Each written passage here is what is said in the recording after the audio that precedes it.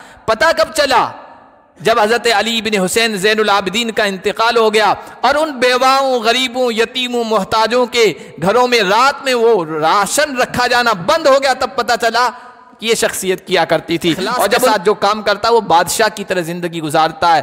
کسی تعریف کرنے والے کی تعریف اسے گھمنڈ میں، تکبر میں، غرور میں مبتلا نہیں کرتی ہے کہ اس کے لیے اس نے عمل کیا ہی نہیں ہے، اور نہ کسی مذمت اور برائی کرنے والے کی برائی اس کو عمل چھوڑنے پر مجبور کر دیتی ہے، کیونکہ وہ تو اللہ کے لیے کر رہا ہے۔ سلمہ بن دینار فرمایا کرتے تھے کہ اگر آپ مخلص ہیں نا تو پھر مخلص کے لیے یہ چیز ہوتی ہے کہ ان تکتم حسناتک کما تکتم سیئاتک، جس طرح تم اپنی برائیوں کو، گناہوں کو، اگر غلطی ہو جائے اس کو چھپاتے ہو نا، اس پر پردہ ڈالتے ہو، اپنی نیکیوں پہ اسی طرح پردہ ڈالو اور ان کو چھپا کے رکھو۔ وذالک امرت وانا اول المسلمین۔ وقال النبی صلی اللہ علیہ وسلم ان اللہ لا يقبل من العمل الا ما كان له خالصا وابتغي به وجه الله، او كما قال النبی صلی اللہ علیہ وسلم۔ درود شریف پڑھ لیں۔ اللہم صل علی محمد وعلی آل محمد كما صلیت علی ابراہیم وعلی آل ابراہیم انک حمید مجید۔ اللہم بارک علی محمد وعلی آل محمد كما بارکت علی ابراہیم وعلی آل ابراہیم انک حمید مجید۔ محترم بزرگوں اور عزیز دینی بھائیوں،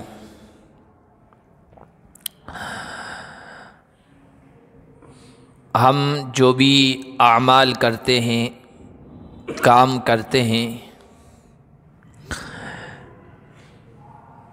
ان سب کا دار و مدار، ان کی قبولیت کا، عدم قبولیت کا، اللہ کے یہاں ان کے وزن دار ہونے کا، بے وزن ہونے کا مدار جو ہے وہ اخلاص پر ہے۔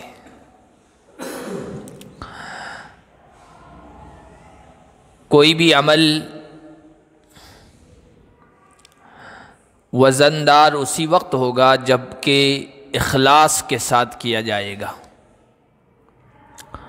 خلوص نیت کے ساتھ، اللہ کو راضی کرنے کے لیے اور اللہ کی خوشنودی حاصل کرنے کے لیے۔ اسی لیے ہمارے اسلاف بزرگ فرمایا کرتے تھے من سرہ ان یکمل لہ عملہ فلیحسن نیتہ۔ جو آدمی یہ بات چاہتا ہے، جس آدمی کو یہ بات خوش کرے کہ اسے اس کا عمل مکمل طور پر ملے، یعنی اس کا اجر، ثواب، اس کا عوض اور بدلہ کامل مکمل طریقے پر اسے حاصل ہو، فلیحسن نیتہ، تو اس انسان کو چاہیے کہ اپنی نیت کو ٹھیک کر لے، عمل کو خالصتاً لوجہ اللہ کرے۔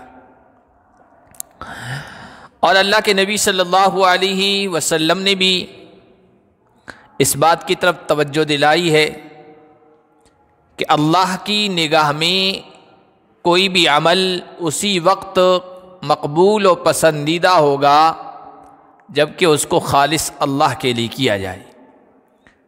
فرمان نبوی ہے ان اللہ لا يقبل من العمل الا ما كان خالصا وابتغي به وجه اللہ۔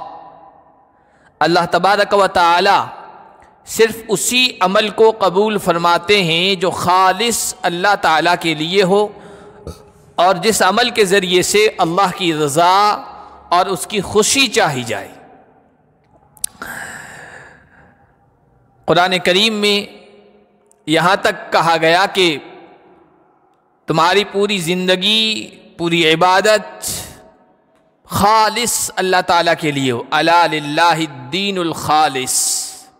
سنو، ساری تابعداری، فرما برداری، اطاعت خالص اللہ کے لیے ہونا چاہیے۔ اور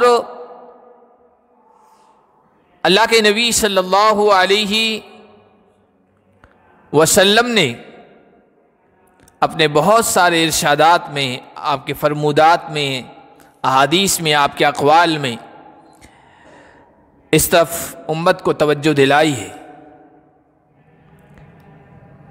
ایک حدیث میں اللہ کے نبی صلی اللہ علیہ وسلم نے حضرت سعد رضی اللہ تعالیٰ عنہ سے کہا تھا، انسان کی جو نیت ہوتی ہے، جو ارادہ ہوتا ہے، اس کی کتنی اہمیت ہوتی ہے، اس کا وزن کتنا ہوتا ہے، اس کی حیثیت کتنی ہوتی ہے۔ فرمایا انک لن تخلف فتعمل عملا تبتغی به وجہ اللہ الا ازددت به درجۃ ورفعۃ۔ بخاری شریف کی روایت ہے، حضرت سعد کو اللہ کے نبی صلی اللہ علیہ وسلم نے کہا، اے سعد، اگر تمہیں زندگی میں مہلت دی جائے اور اس مہلت کا فائدہ اٹھا کر، اس موقع کو ایک غنیمت سمجھ کر، چانس سمجھ کر تم کوئی بھی عمل کرو گے اور اس کے ذریعے سے صرف اللہ کی رضا چاہو گے، تو اللہ تبارک و تعالی تمہاری رفعت، بلندی اور درجات میں اضافہ فرمائے گا۔ بلکہ نیت کی اتنی اہمیت ہے کہ اللہ کے نبی صلی اللہ علیہ وسلم کا ارشاد ہے، من ہم حسنۃ فلم یعملها کتب له حسنہ۔ جو کوئی آدمی کسی اچھائی اور کسی نیکی، کسی اچھے کام کا پختہ ارادہ کرے کہ مجھے یہ کام کرنا ہی ہے، اور پھر حالات ایسے بنے کہ وہ نیکی کر نہیں سکا، وہ نیک کام انجام نہیں دے سکا جس کا پختہ ارادہ کیا تھا، حدیث میں ہے کہ کتبت لہ حسنہ، اس پختہ ارادے کی وجہ سے، اس کی نیت کی وجہ سے اس کے لیے نیکی لکھ دی جاتی۔ اور اللہ کے نبی صلی اللہ علیہ وسلم نے جب تبوک کا سفر کیا تھا، غزوہ تبوک کے لیے، تو اس موقع پر ارشاد فرمایا تھا کہ ان بالمدینۃ اقواما ما سرتم مسیرا ولا قطعتم وادیا الا كانوا معكم قالوا یا رسول اللہ كانوا معنا وهم بالمدینہ۔ صحابہ جو آپ کے ساتھ تھے سفر میں، ان سے کہا کہ تم نے جو کوئی بھی وادی طے کی ہے، تم نے جو کچھ سفر کیا ہے، مدینے میں پیچھے رہ جانے والے لوگوں میں سے کچھ لوگ ایسے ہیں کہ وہ تمہارے ساتھ اس سفر میں شریک تھے، ان وادیوں کو طے کرنے میں، ان مسافت اور ان دوریوں کو طے کرنے میں وہ تمہارے ساتھ شریک تھے، یعنی جو تمہیں اجر و ثواب ملے گا وہ ان کو بھی ملے گا۔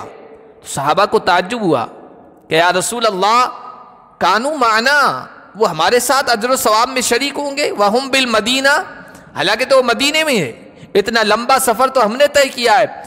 اللہ کے نبی صلی اللہ علیہ وسلم نے کہا ہاں، مدینے میں رہنے کے باوجود بھی ان کو بھی اتنا ہی اجر و ثواب ملے گا جتنا تمہیں ملا ہے۔ حبسہم العذر، وہ تمہارے پیچھے کیوں رہ گئے؟ کوئی عذر ان کو لاحق ہو گیا تھا، کوئی سخت بیمار تھا، کوئی معذور تھا، کوئی نابینا تھا، کوئی کسی اور عذر میں مبتلا تھا، اس عذر کی وجہ سے وہ تمہارے ساتھ اس غزوے میں شریک نہیں ہو سکا، لیکن اس کی نیت تھی، اس کا پختہ ارادہ تھا، اس کی خالص چاہت تھی کہ وہ اس میں شریک ہو، لیکن بیچ میں کوئی سبب آڑے آ گئے تو تمہارے اجر و ثواب میں تمہارے ساتھ شریک ہو گیا۔ اس سے آپ اندازہ لگائیے کہ انسان کی جو نیت ہوتی ہے، ارادہ ہوتا ہے، چاہے ارادہ اچھا ہو یا برا، اس اعتبار سے اس کی نیت، اس کے ارادے کی بڑی اہمیت ہوتی ہے۔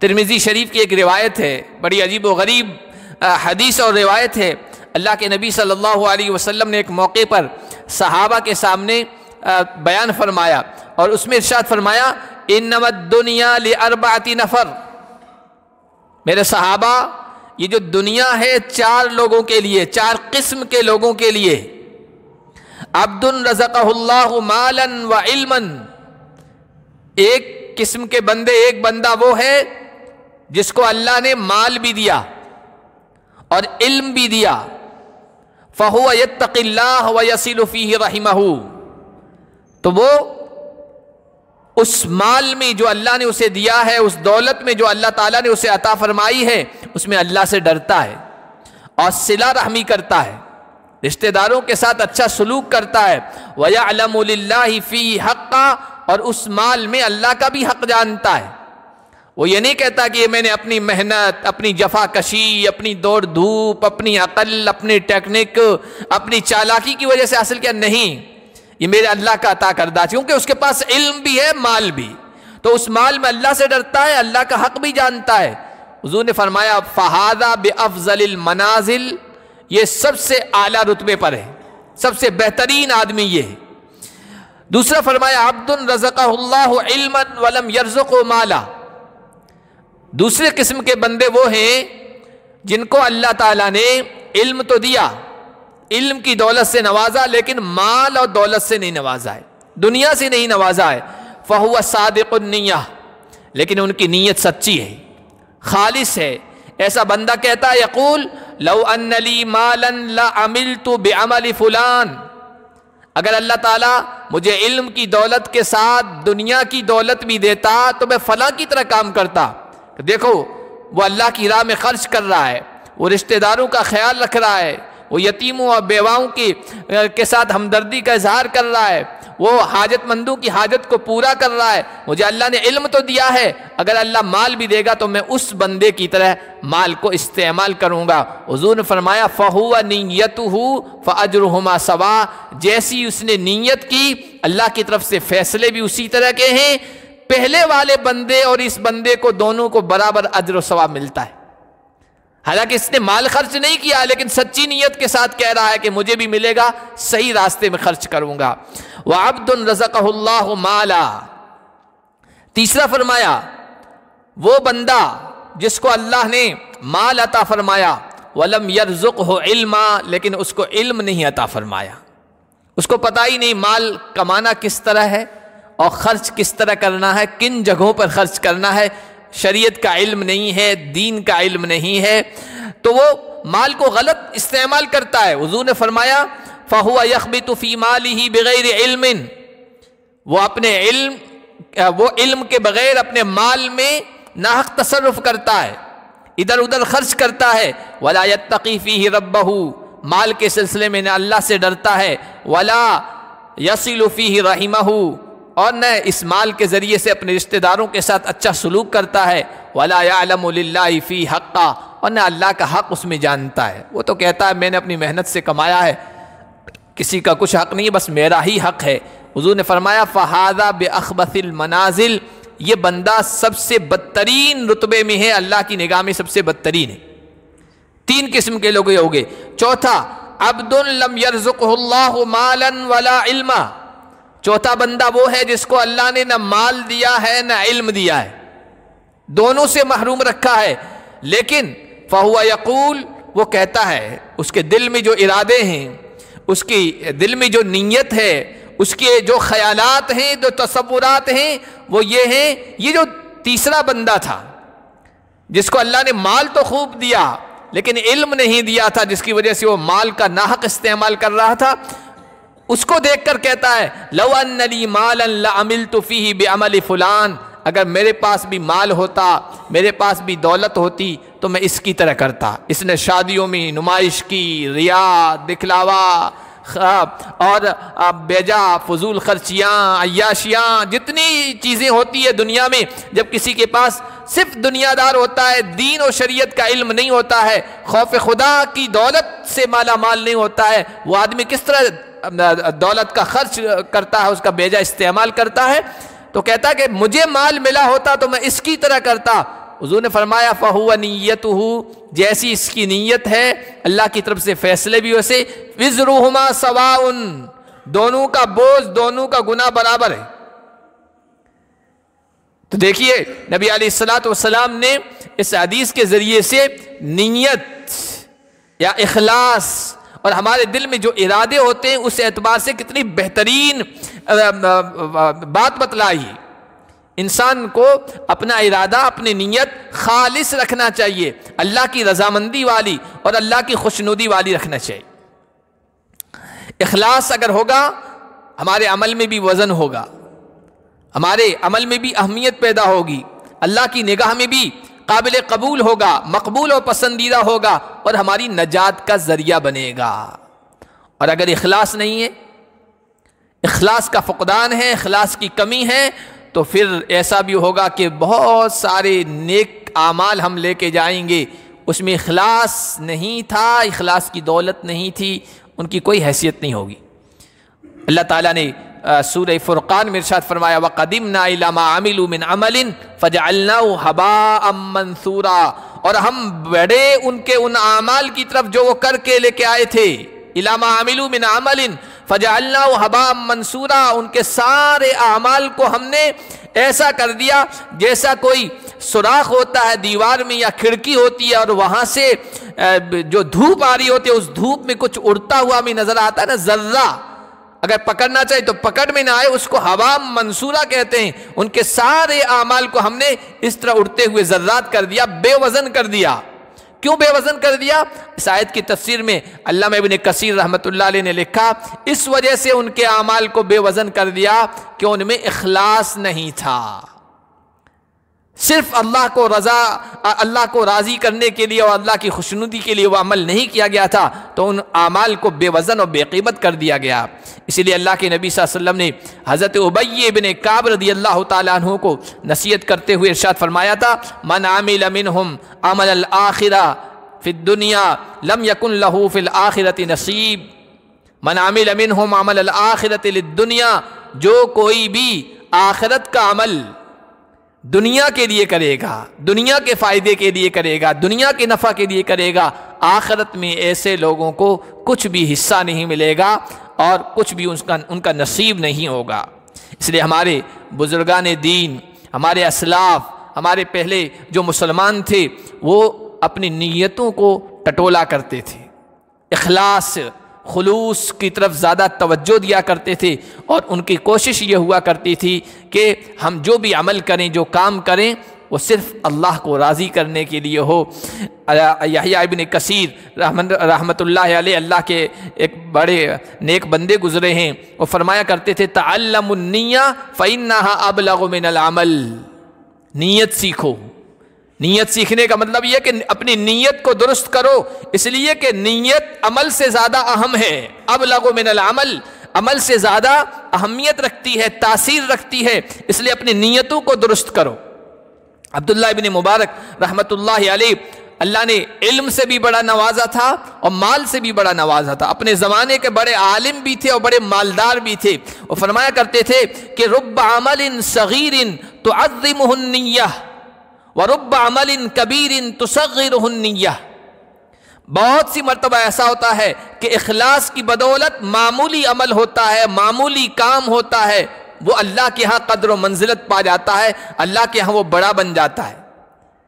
اخلاص کی وجہ سے، نیت خالص ہونے کی وجہ سے چھوٹا عمل اللہ کی نگاہ میں بڑا بن جاتا ہے۔ وَرُبَّ عَمَلٍ كَبِيرٍ تُصَغِّرُهُ النِّيَّةِ، اور کبھی اس کا برعکس ہو جاتا ہے، الٹا ہو جاتا ہے، کام تو بہت بڑا ہوتا ہے، کام تو بہت بڑا ہوتا ہے، لیکن نیت صحیح نہیں ہوتی ہے، اخلاص کی کمی ہوتی ہے، تو اللہ کی نگاہ میں وہ بڑا عمل بھی چھوٹا ہو جاتا ہے۔ ہمارے ایک بزرگ گزرے ہیں سہل بن عبداللہ رحمۃ اللہ علیہ، ان سے کسی نے پوچھا کہ دنیا میں سب سے مشکل ترین چیز کون سی ہے، سب سے مشکل ترین چیز کون سی ہے؟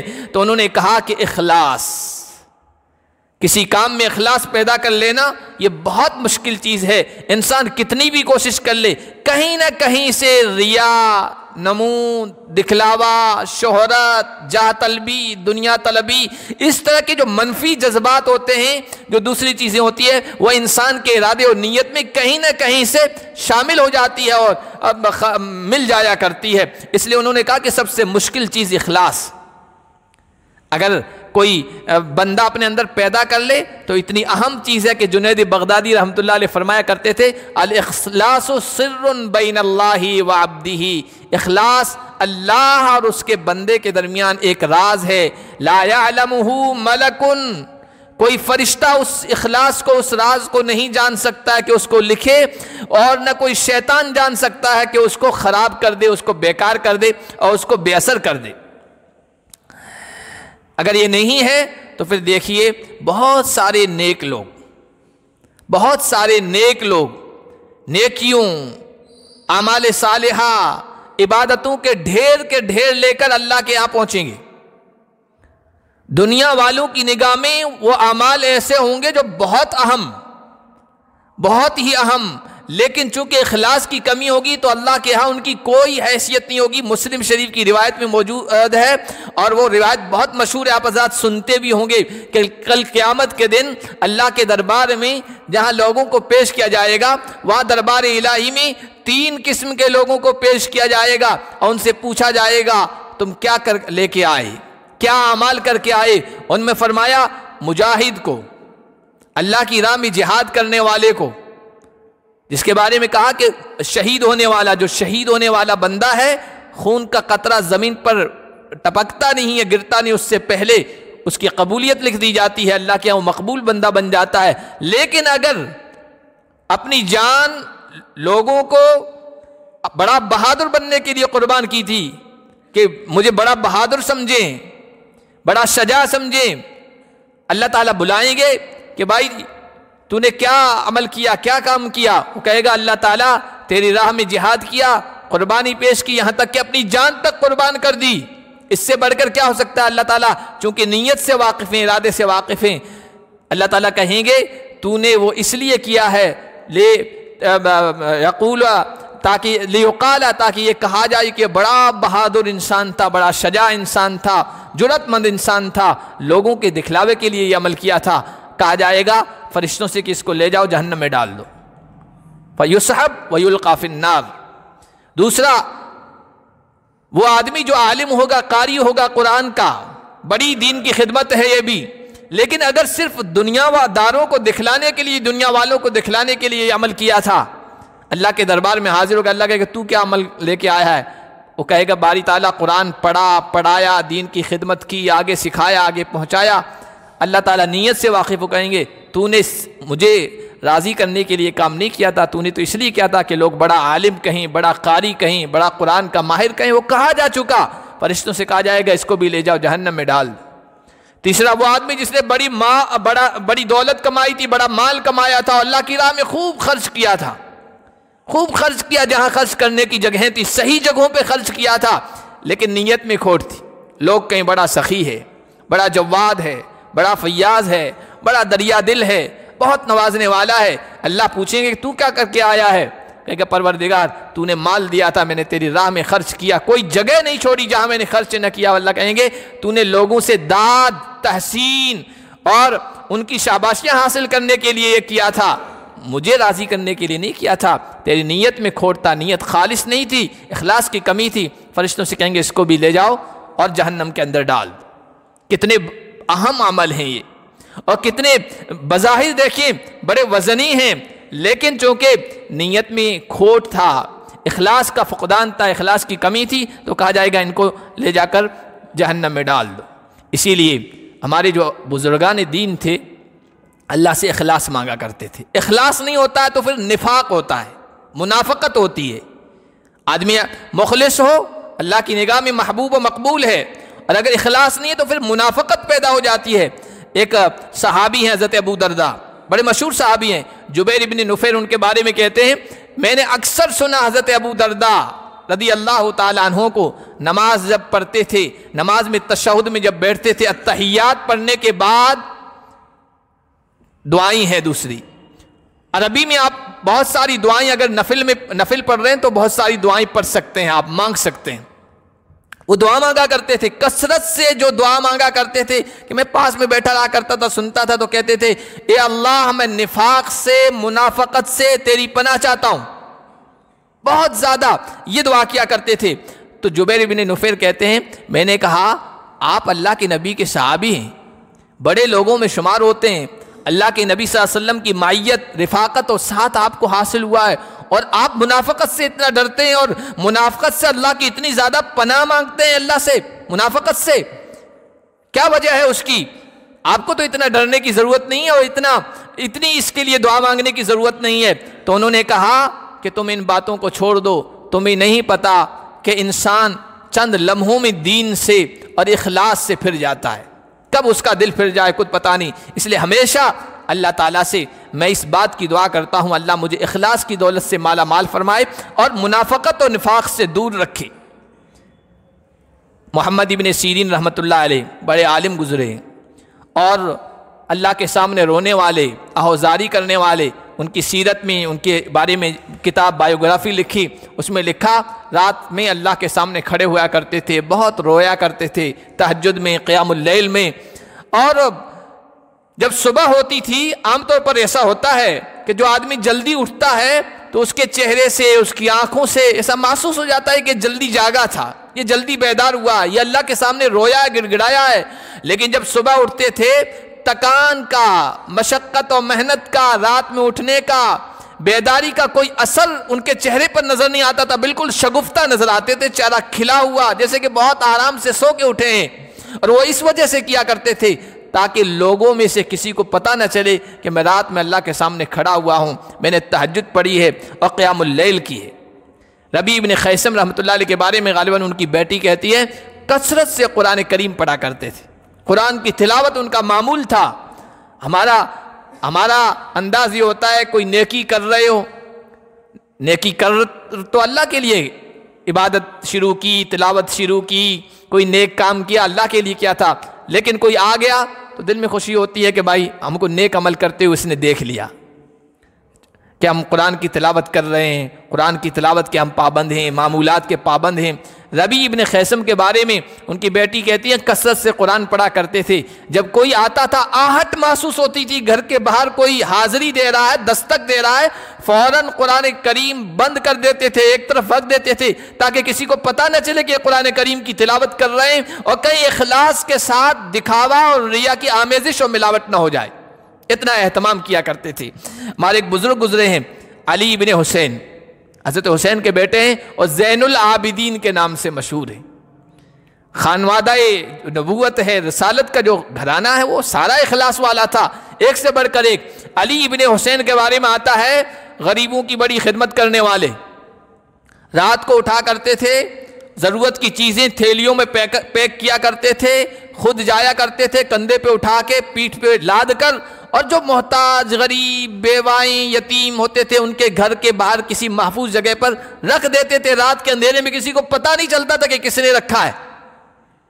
زندگی بھر یہ معمول رہا، زندگی بھر یہ معمول رہا، غریبوں کی مدد کرنا، بیواؤں کے خیال رکھنا، ضرورت مند کی ضرورت پورا کرنا، خود رات کے اندھیرے میں بوریاں اٹھا کر اور سامان لے جا کر گھروں کے اندر رکھ کے آ جانا. کسی کو پتہ نہیں کون رکھ کے آ رہا ہے. پتہ کب چلا؟ جب حضرت علی بن حسین زین العابدین کا انتقال ہو گیا اور ان بیواؤں، غریبوں، یتیموں، محتاجوں کے گھروں میں رات میں وہ راشن رکھا جانا بند ہو گیا، تب پتہ چلا کہ یہ شخصیت کیا کرتی تھی. اور جب ان کو غسل دینے والے جو غسل دینے والے غسل دے رہے تھے، انہوں نے دیکھا کہ بوریاں اٹھانے کی وجہ سے ان کے پیٹھ پر، ان کے کندھوں پر نشانات تھے، کالے کالے دھبے تھے، محنت مشقت کرنے کی وجہ سے. کیا اخلاص تھا!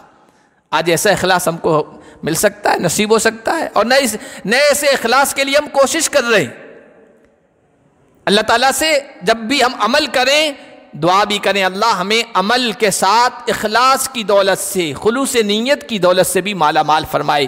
جو آدمی اخلاص کے ساتھ عمل کرتا ہے نا، تو ہمارے ایک بزرگ فرمایا کرتے تھے، امام ابو الحسن رحمۃ اللہ علیہ فرمایا کرتے تھے وہ بادشاہ کی طرح زندگی بسر کرتا ہے. اخلاص کے ساتھ جو کام کرتا ہے وہ بادشاہ کی طرح زندگی گزارتا ہے. کسی تعریف کرنے والے کی تعریف اسے گھمنڈ میں، تکبر میں، غرور میں مبتلا نہیں کرتی ہے کہ اس کے لیے اس نے عمل کیا ہی نہیں ہے. اور نہ کسی مذمت اور برائی کرنے والے کی برائی اس کو عمل چھوڑنے پر مجبور کر دیتی ہے، کیونکہ وہ تو اللہ کے لیے کر رہا ہے. کوئی تعریف کرے، کوئی برائی کرے، اسے کوئی فرق نہیں پڑتا ہے. بلکہ ہمارے ایک بزرگ گزرے ہیں حضرت ابو حازم سلمہ بن دینار، وہ تو یہاں تک فرمایا کرتے تھے آج ہمارا عمل کیا ہوتا ہے، ہمارا انداز، ہم کوئی نیکی کرتے ہیں تو اس کا چرچا، اس کی داستاں لوگوں میں بیان کرنا شروع کرتے ہیں. میری تسبیحات کا یہ معمول ہے، قرآن کی تلاوت کا یہ معمول ہے، اور فلاں فلاں نیک کام کرنے کا یہ معمول ہے، پوری زندگی 24 گھنٹے کی جو زندگی اس کا یہ معمول ہے. داستاں بنانا شروع کر دیتے ہیں، بیان کرنا. مقصد کیا ہوتا ہے؟ مقصد یہ ہوتا ہے لوگوں میں اس کا چرچا ہو اور لوگوں کے دلوں میں میری اہمیت بیٹھے. حالانکہ کسی کے دل میں مقبولیت اور اہمیت بٹھانا یہ اللہ کی طرف سے ہوتا ہے، نیک اعمال کا چرچا کرنے کی وجہ سے نہیں ہوتا ہے. تو حضرت ابو حازم سلمہ بن دینار فرمایا کرتے تھے کہ اگر آپ مخلص ہیں نا تو پھر مخلص کے لیے یہ چیز ہوتی ہے کہ ان تکتم حسناتک کما تکتم سیئاتک، جس طرح تم اپنی برائیوں کو، گناہوں کو، اگر غلطی ہو جائے اس کو چھپاتے ہو، اس پر پردہ ڈالتے ہو، اپنی نیکیوں پہ اسی طرح پردہ ڈالو اور ان کو چھپا کے رکھو. اگر ایسا کرتے ہو تو تم مخلص ہو. اللہ تبارک و تعالیٰ ایسے اخلاص کی دولت سے ہم سب کو مالا مال فرمائے.